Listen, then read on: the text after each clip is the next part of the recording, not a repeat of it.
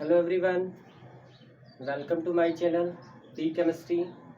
Today we talk about chemical reaction of acid and base with different type of reaction. मैंने इसके previous videos में आपको मैंने acid and base के second chapter के पहला मैंने 3 कॉन्सेप्ट बताया था, Arrhenius, Bronsted Lowry and Lewis concept बताया था। ठीक है, उसके बाद मैंने आपको इंडिकेटर बताया था, फिर मैंने उसके बाद आपको बेसिसिटी बताई थी। ठीक है, तो जिन्होंने मेरी वीडियोस को नहीं देखा हुआ प्रीवियस वीडियोस में जाके वो देख सकते हैं किस तरीके से है। और आप ज़्यादा से ज़्यादा वीडियो को शेयर करिए ताकि इस लॉकडाउन में बहुत लोगों का बेनिफिट हो जाए, क्योंकि मैं डायरेक्ट इस तरीके से मैं पढ़ा रहा हूँ ब्लैक बोर्ड पे, तो डायरेक्ट इंटरेक्शन हो रहा है। तो आई होप कि बहुत अच्छा समझ में आ रहा होगा। अगर नहीं समझ में आता तो कोई प्रॉब्लम नहीं है, आप मेरे कमेंट बॉक्स में आप राइट करिए जो भी आपको प्रॉब्लम है, या तो मेरे पर्सनल व्हाट्सएप पे आप राइट करिए ताकि मैं उस प्रॉब्लम को सॉर्ट आउट कर सकूँ और यहाँ पे फिर से मैं उसको और बेस्ट इम्प्रूव कर सकूँ। ठीक है, जब तक आप बताओगे नहीं तब तक होगा नहीं कुछ है। अगर आपको समझ में आता है ठीक है, अगर कोई प्रॉब्लम है तो आप ज़रूर हमसे कंसल्ट करिएगा। ठीक है, तो आज हम लोग पढ़ने वाले केमिकल रिएक्शन। तो आज एसिड बेस की मैंने डिफिनीशन बता दी थी, अब हम लोग केमिकल रिएक्शन के बारे में चलते हैं। तो पहला हमारे पास जो है केमिकल रिएक्शन ऑफ, हेडिंग आज की क्या है हमारे पास, chemical properties, chemical properties of acid and base, acid and base. Okay, पहला हम लोग देखो पढ़ेंगे क्या, रिएक्शन ऑफ, पहला रिएक्शन है, पहला हमारे पास है reaction of metal, reaction of metal with acid and base, with acid and base. ठीक है, अब ये आपके एनसीईआरटी में है। पहला हमारे पास रिएक्शन क्या है, reaction of metals with acid and base. In general देखो बात करूं कि अगर कोई हमारे पास मेटल है, अगर वो एसिड से इंटरेक्ट करता है, अगर कोई हमारे पास मेटल है वो एसिड से इंटरेक्ट करता है, there is the form of 2 compounds in a product, which one is salt and second one is water molecule. ठीक है, 2 चीज वो प्रोड्यूस करेगा, पहला हमारे पास सॉल्ट होगा, दूसरा हमारे पास क्या होगा, वाटर होगा। फॉर एग्जाम्पल के तौर पे देखें, जैसे हम लोग एग्जाम्पल के तौर पे देखेंगे तो H2SO4 हम लोग पहले सपोज कर लो कोई भी मेटल जैसे ले लूँ Zn की बात करूँ H2SO4 की, और what would be the product क्या होना चाहिए। तो अब देखो बहुत लोग को रिएक्शन रटने की भी जरूरत होगी। तो इसमें क्या होता है कि जो बहुत बड़े बड़े रिएक्शन उसको तो थोड़ी सी क्रैम करने पड़ेंगे, बट जो हमारे पास शॉर्ट रिएक्शन उसके कुछ मैं क्लू बताऊंगा डिसोसिएट होने के बाद। क्यों, क्योंकि जो लंबे रिएक्शन उसके लिए हमको बहुत ज़्यादा प्रोसीजर बताना पड़ेगा जो कि आपके लेवल में नहीं है, तो कुछ तो आपको रटने पड़ेंगे, कुछ मैं यहाँ पे आपको बताऊंगा हिंट किस तरीके से वो काम कर रहा है, वर्किंग कर रहा है। तो आप देखो हमें पता नहीं कैसे होगा, ये Zn है, सिंपल से कैसे, ये H2SO4 है, तो हाइड्रोजन की डिस्प्लेसमेंट रिएक्शन आप पढ़े थे पहले चैप्टर में, तो Zn is more reactive than hydrogen, तो H2SO4 के सॉल्यूशन से Zn हाइड्रोजन को रिप्लेस कर देगा और फॉर्म क्या करेगा, ZnSO4। या फर्दर Zn तो डिसोसिएट होगा, after dissociation it give 2H plus ion and SO4 double minus ion. ठीक है, तो ये 2H plus and sulphate double minus है, तो ये भी क्या होता है, इस पे चार्ज आ जाता है, इसकी वजह से इस पे क्या होगा, चार्ज डेवलप हो जाएगा, तो इस पे क्या हो जाएगा, 2 प्लस हो जाएगा, और ये 2 प्लस 2 माइनस से कंबाइन हो गया, then the formation of ZnSO4 take place, और ये H2H प्लस किसके फॉर्म में आ जाता है, H2 के फॉर्म में, और हाइड्रोजन यहाँ से रिलीज होना स्टार्ट कर देता है। क्लियर, बात समझ में आती है। ZnSO4 के साथ रिएक्शन किया, ZnSO4 H2 को रिलीज करेगा। फॉर एग्जाम्पल अगर आप दूसरे एसिड की बात करो, HCl की बात करो, तो HCl भी क्या करेगा, रिएक्शन करेगा, तो अब देखो यहाँ पे H प्लस हो देगा और ये Cl माइनस देगा, और Zn पे ऑलवेज चार्ज कितना होता है, 2 प्लस होगा। रिमेंबर दैट, हमेशा दिमाग में keep it in mind always कि ये हमेशा Zn पे 2 प्लस चार्ज होता है, 2 प्लस को न्यूट्रल करने के लिए 2 माइनस चाहिए, तो Cl 1 है तो इसमें कितने का मल्टीप्लाई कर दूँ, अब Cl में तो 2 का मल्टीप्लाई सिर्फ करूंगा नहीं, करूंगा तो दोनों में करूंगा, तो यहाँ पे 2 का मल्टीप्लाई कर दिया तो 2 हो गया 2, अब ये क्या फॉर्म कर लेगा, ZnCl2। फर्दर ये क्या आ जाएगा, 2H प्लस आ जाएगा, 2H प्लस क्या कंबाइंड होगा, H2 गैस के फॉर्म में रिलीज होगा। तो simple, when metal interact with acid to form salt and water take place in a chemical reaction. अब हमें सॉरी वाटर मैं यहाँ पे लिखा हूँ, हाइड्रोजन गैस होगा, हाइड्रोजन गैस होगा, सॉरी, ठीक है, वन मिस्टेक हो गया, हाइड्रोजन। अब हमें कैसे पता चला कि इसमें से हाइड्रोजन गैस रिलीज हो रहा है? तो सपोज कर लो आपके पास टेस्ट ट्यूब है, इस तरीके से जब आप लेबोरेटरी में आओगे तो मैं उसको बताऊंगा कि इस तरीके से लैब में काम करना है प्रॉपर।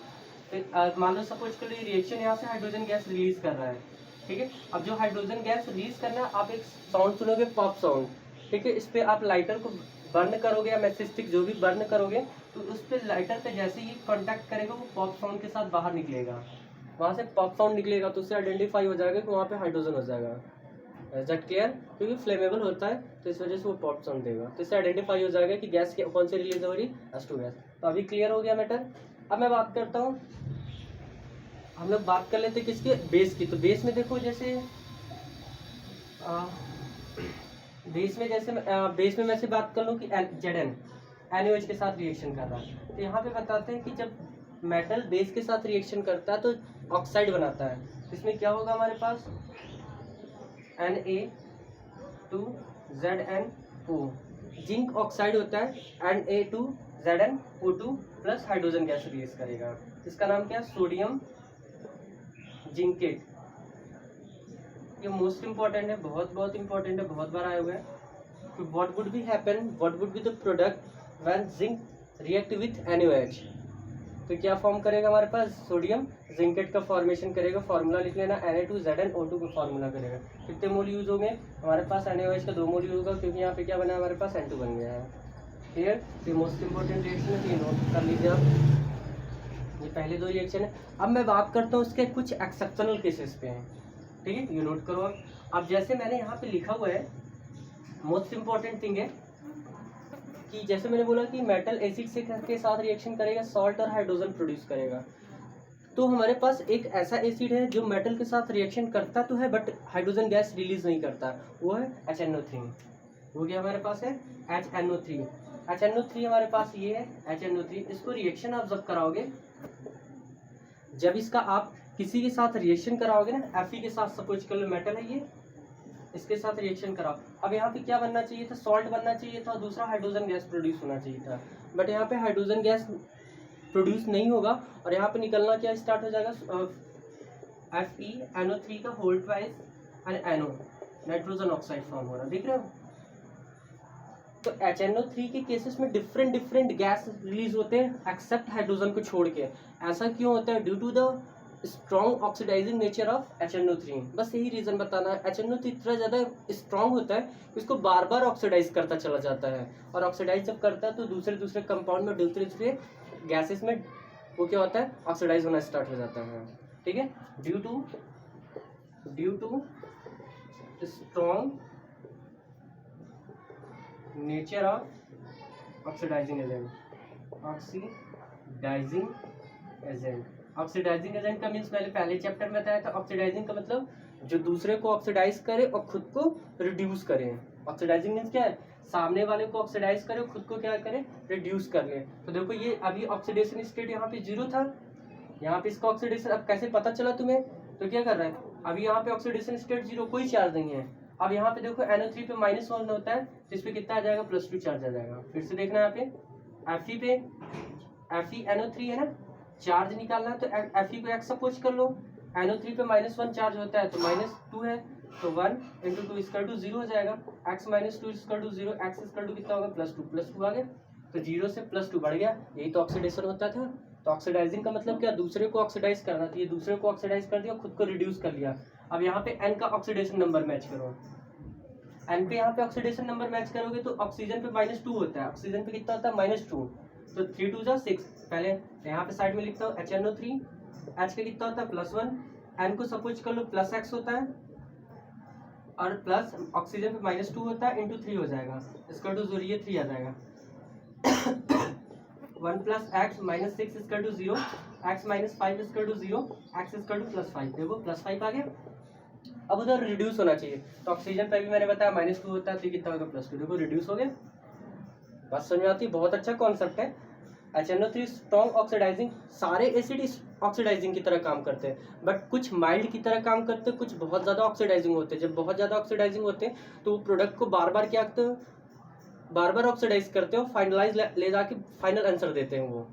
फिर बहुत ज़्यादा ऑक्सीडाइजिंग होता है, तो इस वजह से सामने वाले को ऑक्सीडाइज कर दिया, खुद को रिड्यूस कर दिया। इस वजह से आप याद रखना कि HNO3 के केस में हाइड्रोजन गैस रिलीज नहीं होता है। बट ऐसे दो मेटल्स हैं जिनके साथ ये हाइड्रोजन गैस रिलीज करता है। मोस्ट इंपॉर्टेंट चीज़ बता रहा हूँ यहाँ पे, ध्यान से सुनना। HNO3 ऐसे दो मेटल हैं जिनके साथ हम लोग के पास हाइड्रोजन गैस रिलीज करता है। एक Mn होगा और दूसरा Mg होगा, दोनों एक साथ ही होंगे, ये आप नोट कर लेना। तो एक और इसके रिएक्शन बता रहा हूँ, Fe। जितने भी हमारे पास देखो, जैसे Fe हुआ चाहे Cu के साथ करे चाहे Ag के साथ करे, सब में सेम प्रोडक्ट देगा। सब में मीन्स ये हाइड्रोजन गैस नहीं देगा, सब में ही हाइड्रोजन गैस नहीं देगा। क्या देगा हमारे पास? NO देगा। और यहाँ पे Fe की जगह पे क्या कर देना? कॉपर कर देना। जब कॉपर से HNO3 रिएक्शन करेगा तो कॉपर नाइट्रेट, Ag के साथ करेगा तो Ag नाइट्रेट, और 2 हटा देना, और यहाँ पे क्या हो जाएगा? NO हो जाएगा, बैलेंस कर देना। ठीक है, जैसे यहाँ पे HNO3 इसके साथ रिएक्शन किया तो क्या फॉर्म होगा? CuNO3 का होल ट्वाइस NO। अगर ये HNO3 के साथ रिएक्शन करता है तो क्या फॉर्म करेगा? AgNO3, और क्या हो जाएगा? NO, बैलेंस कर लेगा। ठीक, अब हमने बोला कि दो ऐसे मेटल्स हैं जिनके साथ ये रिएक्शन करता है, हाइड्रोजन प्रोड्यूस करता है। एक होता है Mn और दूसरा होता है Mg होता है। इसके साथ रिएक्शन आप करो और ये डाइल्यूट होता है।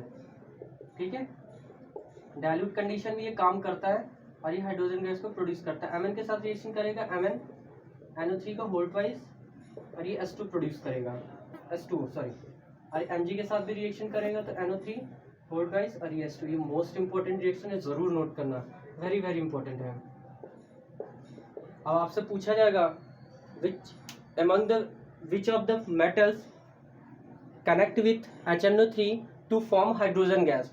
तो वैसे तो आपको मैंने बता दिया कि मैक्सिमम जो मेटल्स होते हैं HNO3 के साथ हाइड्रोजन गैस प्रोड्यूस नहीं करते, बट हमारे पास दो ऐसे मेटल्स हैं जो हाइड्रोजन गैस प्रोड्यूस करते हैं। पहला Mn होगा, दूसरा होगा Mg। याद करने का तरीका, दोनों Mn स्टार्टिंग का है, दो ही होते हैं हमारे पास, एक मैग्नीशियम हो जाएगा, एक मैग्नीज हो जाएगा। क्लियर, ये बात समझ में आती है? इसको आप बैलेंस कर लीजिएगा, बैलेंस में आप नो डाउट होना चाहिए आपको। ठीक है, तो मोस्ट इंपॉर्टेंट चीजें मैंने बताया, जिसको आप नोट करो फिलहाल। नेक्स्ट हम लोग बात करते हैं, पहला हम लोग ने पढ़ लिया reaction of metals with acid and base. अब सेकंड की बात करते हैं।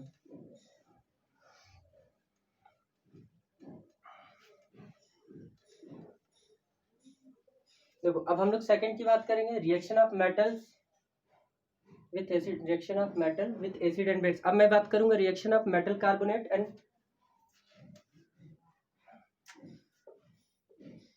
Reaction of metal carbonate and hydrogen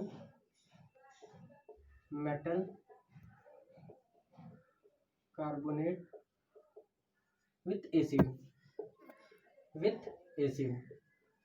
अब हम लोग बात करेंगे reaction of metal carbonate and hydrogen carbonate with acid. अब पहली बात करें मेटल कार्बोनेट और हाइड्रोजन मेटल कार्बोनेट का फार्मूला क्या होता है। तो सिंपल मेटल कार्बोनेट का जैसे मैं बात कर लूँ कि Na2CO3 मेटल, और ये क्या है? कार्बोनेट है, कार्बोनेट CO3 होगा, ये मेटल होगा। मेटल हाइड्रोजन कार्बोनेट की बात करें तो जैसे हो जाएगा NaSCO3, सोडियम भी हो गया, हाइड्रोजन या मेटल हाइड्रोजन कार्बोनेट होता है, मैंने उल्टा लिख दिया, metal hydrogen carbonate, metal hydrogen carbonate. Clear, matter समझ में आ गया? अब रिएक्शन करा के चलो देखते हैं। तो इन जनरल की बात करूं मैं, मेटल के साथ मेटल कार्बोनेट,